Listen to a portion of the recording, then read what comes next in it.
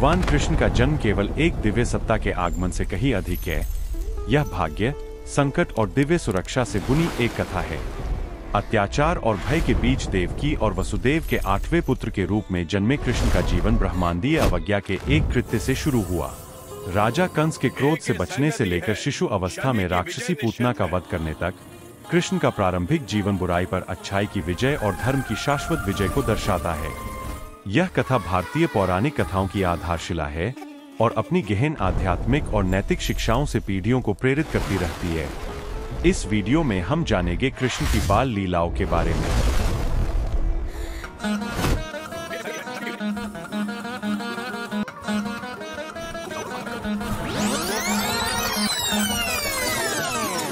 देवकी और वसुदेव के 8वें पुत्र कृष्ण का जन्म महाभारत में एक महत्वपूर्ण क्षण है। हालांकि उनके आगमन से पहले ही उनके पालने पर एक काला बादल मंडरा रहा था। देवकी का सत्ता लोलुप भाई कंस मथुरा राज्य पर राज कर रहा था। एक भविष्यवाणी में बताया गया था कि देवकी की 8वीं संतान उसका वध करेगी, एक ऐसी अपरिहार्य नीति जिसने कंस के रोंगटे खड़े कर दिए। भय और व्यामोह से ग्रस्त कंस ने देवकी और वसुदेव को कारागार में डाल दिया। जब देवकी ने अपने पहले बच्चे, एक शिशु को जन्म दिया, तो कंस ने जरा भी दया न दिखाते हुए उस बच्चे को उसकी मां की गोद से छीन लिया और उसकी बेरहमी से हत्या कर दी। इस विभत्स कृत्य ने एक भयावह क्रम की शुरुआत की। कंस ने देवकी के पहले 6 बच्चों में से प्रत्येक की योजनाबद्ध तरीके से हत्या कर दी। हालांकि भाग्य को कुछ और ही मंजूर था। जब देवकी ने अपने 7वें बच्चे को गर्भ में धारण किया, तो ईश्वर ने हस्तक्षेप किया। देवी योगमाया, जो दिव्य स्त्रीत्व का एक रूप थी, ने देवकी के गर्भ से भ्रूण को वसुदेव की एक और पत्नी रोहिणी के गर्भ में स्थानांतरित कर दिया। रोहिणी नक्षत्र में जन्मा यह बालक कृष्ण के बड़े भाई बलराम थे। हताश लेकिन पराजित नहीं, देवकी ने चमत्कारिक ढंग से पुनः गर्भधारण किया उनकी 8वीं संतान कृष्ण। दैवीय हस्तक्षेप से अनभिज्ञ कंस पूरी तरह सतर्क रहा। जैसा कि भविष्यवाणी की गई थी, कृष्ण का जन्म भय और रहस्य के माहौल में हुआ। कृष्ण के संसार में आते ही योगमाया ने एक बार फिर अपना जादू चलाया। कंस के सामने प्रकट हुई और उपहासपूर्वक हंसने लगीं। उन्होंने घोषणा की कि कंस को मारने वाला व्यक्ति पहले ही जन्म ले चुका है और गोकुल गांव में सुरक्षित छिपा हुआ है। इस रहस्योद्घाटन से क्रोधित कंस ने नरसंहार का आदेश दिया। मथुरा के सभी नवजात बालकों को मार डाला जाए। लेकिन उसके सैनिक खाली हाथ लौट आए, क्योंकि उन्हें भविष्यवाणी में वर्णित बालक नहीं मिला।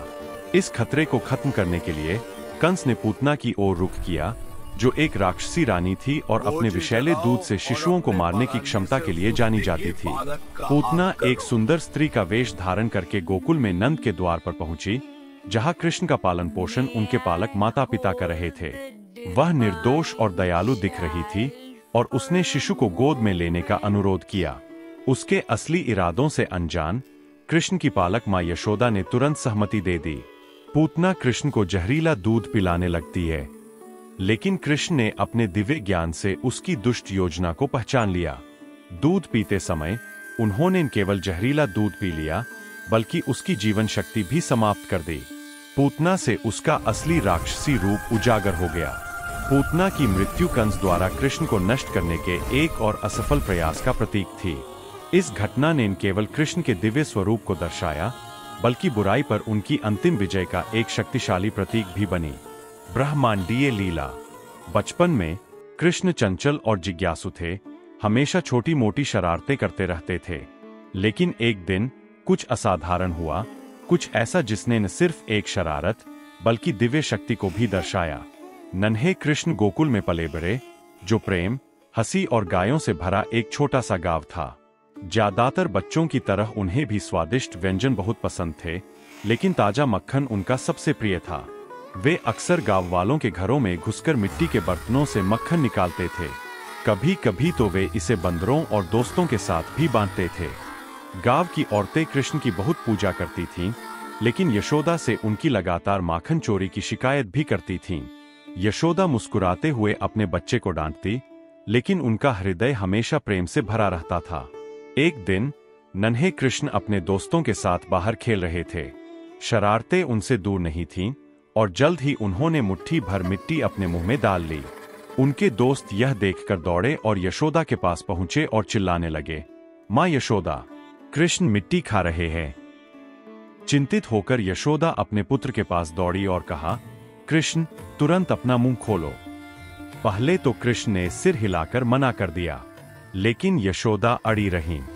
वह खुद को परखना चाहती थीं, इसलिए उन्होंने जिद की। आखिरकार कृष्ण ने अपना छोटा सा मुंह खोला। यशोदा ने अंदर जो देखा वह मिट्टी नहीं थी। उसे आश्चर्य हुआ जब उसने कृष्ण के मुख में संपूर्ण ब्रह्मांड को देखा। वहां तारे, ग्रह, सागर, पर्वत, अग्नि, वायु और अनंत आकाश था। उसने उस विशाल ब्रह्मांडीय दृश्य में बहती नदियां, चमकता चांद और यहां तक कि स्वयं को भी कृष्ण के साथ खड़ा देखा। ऐसा लग रहा था मानो सारी सृष्टि उस छोटे लड़के के मुंह के अंदर रहती हो। इस दिव्य दृश्य को देखकर यशोदा का हृदय कांप उठा। उन्हें अपनी आंखों पर विश्वास नहीं हो रहा था। क्या उनका लाडला बालक कोई चंचल बालक था, या वह उससे भी कहीं बढ़कर था, स्वयं ईश्वर का अवतार? भय और भय से उसने आंखें बंद कर ली और शक्ति के लिए प्रार्थना करने लगी। जब उसने फिर देखा तो कृष्ण उसके सामने खड़े थे। वही नन्हा बालक जिसे वह हमेशा से जानती थी, मासूम, मुस्कुराता हुआ और शरारतों से भरा हुआ। यशोदा ने उसे कसकर गले लगा लिया। उसका मातृ प्रेम पहले से भी अधिक प्रबल हो गया। कृष्ण द्वारा बकासुर का वध। मथुरा के क्रूर शासक और कृष्ण के मामा कंस को पता था कि उसका अंत इस दिव्य बालक के हाथों होगा। भयभीत होकर वह लगातार कृष्ण को मारने की योजना बनाता रहा, जो उस समय गोकुल में शांतिपूर्वक रह रहे थे। कृष्ण का क्रूर मामा कंस हमेशा बेचैन रहता था। उसे पता था कि उसका अंत उसके भांजे के हाथों होगा, और यह बात उसके मन से कभी नहीं जाती थी। हर दिन वह गोकुल में शांति से रह रहे कृष्ण को खत्म करने के नए नए तरीके ढूंढता रहता था। एक दिन कंस ने बकासुर नामक एक भयंकर राक्षस को बुलाया और उसे कृष्ण से छुटकारा पाने के लिए कहा। बकासुर ने बिना समय गवाए एक भयानक विशाल पक्षी का रूप धारण कर लिया, जो किसी को भी डरा सकता था, और गोकुल की ओर चल पड़ा। इस बीच कृष्ण हमेशा की तरह अपने दोस्तों के साथ जंगल में खेल रहे थे। चारों तरफ हंसी का माहौल था। तभी अचानक एक विशाल साया उन पर पड़ा। बच्चों ने ऊपर देखा तो एक विशालकाय पक्षी सीधे उनकी ओर उड़ता हुआ आ रहा था। कृष्ण तुरंत समझ गए कि यह कोई साधारण पक्षी नहीं था। यह कंस का एक और राक्षस था, जो उन पर आक्रमण करने आया था। जैसे ही बकासुर अपनी चोंच खोलकर नीचे झपटा, कृष्ण भागे नहीं, बल्कि वे वही खड़े रहे, उसकी तीखी चोंच पकड़ी और सीधे उसमें कूद पड़े। इससे पहले कि राक्षस कुछ कर पाता, कृष्ण ने अंदर इतनी जोर से छटपटाना और हिलना शुरू कर दिया कि राक्षस और सहन नहीं कर सका। बकासुर की चोंच फटकर टूट गई।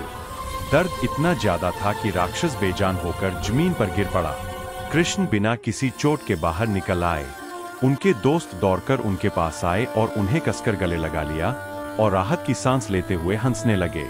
कृष्ण ने उन्हें एक बार फिर बचा लिया था। कृष्ण और केशी, वृंदावन का राक्षस घोड़ा। कंस हार मानने को तैयार नहीं था। हर बार जब कृष्ण को मारने की उसकी योजना नाकाम होती, तो वह एक और योजना बनाता। इस बार उसने केशी नामक एक भयानक राक्षस को बुलाया। कंस ने उसे आदेश दिया कि वह वृंदावन जाए और उस बालक का वध कर दे, जो इतना शक्तिशाली होता जा रहा था कि उसे नजरअंदाज करना मुश्किल हो रहा था। केशी ने एक विशालकाय जंगली घोड़े का रूप धारण कर लिया। उसका शरीर विशाल था, उसकी अयाल हवा में आग की तरह लहरा रही थी और उसके खुरों की गड़गड़ाहट नगाड़ों की तरह गूंज रही थी। जब वह जंगलों और खेतों से होते हुए वृंदावन की ओर सरपट दौड़ रहा था, जब गांव वालों ने उसकी दहाड़ सुनी जो पूरे इलाके में गूंज रही थी, तो वे छिपने के लिए भाग खड़े हुए। केशी जैसे ही वृंदावन पहुंचा, उसने जोर जोर से पैर पटकना और हिनहिनाना शुरू कर दिया, जिससे उसकी जमीन हिल गई। उसने कृष्ण को युद्ध में उसका सामना करने के लिए ललकारा। लोग भयभीत हो गए, लेकिन कृष्ण शांति से आगे बढ़े, मानो उनका सामना किसी और खेल के मैदान के गुंडे से हो रहा हो। बिना किसी चेतावनी के केशी ने अपने खुरों से जमीन खोदी और पूरी गति से हमला कर दिया। उसकी आंखें क्रोध से लाल थीं और उसके तीखे दांत बाहर निकले हुए थे। उसने ऊंची छलांग लगाई और कृष्ण को अपने भार से कुचलने की कोशिश की, लेकिन कृष्ण टस से मस नहीं हुए। कृष्ण ने एकदम सही समय पर केशी के अगले पैर पकड़े और उसे खिलौने की तरह घुमाया। फिर एक जोरदार धमाके के साथ उन्होंने राक्षस घोड़े को जमीन पर पटक दिया। केशी इतनी जोर से जमीन पर गिरा कि धूल का गुबार सा उठ गया। एक पल के लिए तो ऐसा लगा जैसे राक्षस बेहोश हो गया हो, लेकिन केशी का काम अभी पूरा नहीं हुआ था। वह पहले से भी ज्यादा गुस्से में उठा और कृष्ण की ओर फिर दौड़ा। इस बार कृष्ण ने उसे पास आने दिया। जैसे ही घोड़े ने काटने के लिए मुंह खोला, कृष्ण ने अपना हाथ सीधे केशी के मुंह में डाल दिया। केशी ने उसे काटने और कुचलने की कोशिश की, लेकिन कृष्ण का हाथ उसके गले में घुसता गया। जितना वह संघर्ष करता, उसकी हालत उतनी ही बदतर होती गई। कृष्ण का हाथ राक्षस के मुंह में जलते हुए पहाड़ की तरह भर गया। केशी की आंखें उभर आईं और मुंह से झाग निकलने लगा। उसका शरीर कांपने लगा और कुछ ही पलों में उसकी दम घुटने से मौत हो गई। केशी का निर्जीव शरीर जमीन पर गिरते ही कृष्ण ने अपना हाथ खींच लिया। धरती कांपना बंद हो गया। पक्षी पेड़ों पर लौट आए। वृंदावनवासी जयकार और ताली बजाते हुए दौड़े चले आए। एक बार फिर कृष्ण ने उन सभी को बचा लिया था। दोस्तों, हम उम्मीद करते हैं कि आपको भगवान श्री कृष्ण की बाल लीलाओं के बारे में जानकर अच्छा लगा होगा। यदि आपको हमारा यह वीडियो पसंद आए तो हमारे वीडियो को लाइक जरूर करें। सनातन धर्म से जुड़ी धार्मिक कहानियों की और अधिक जानकारी के लिए आप हमारे YouTube चैनल विमल एनिमेशन को जरूर सब्सक्राइब करें। अगर आप हमें अपना कोई सुझाव देना चाहते हैं या वीडियो से संबंधित आपका कोई प्रश्न हो तो नीचे दिए कमेंट बॉक्स में जरूर लिखें। जय सनातन।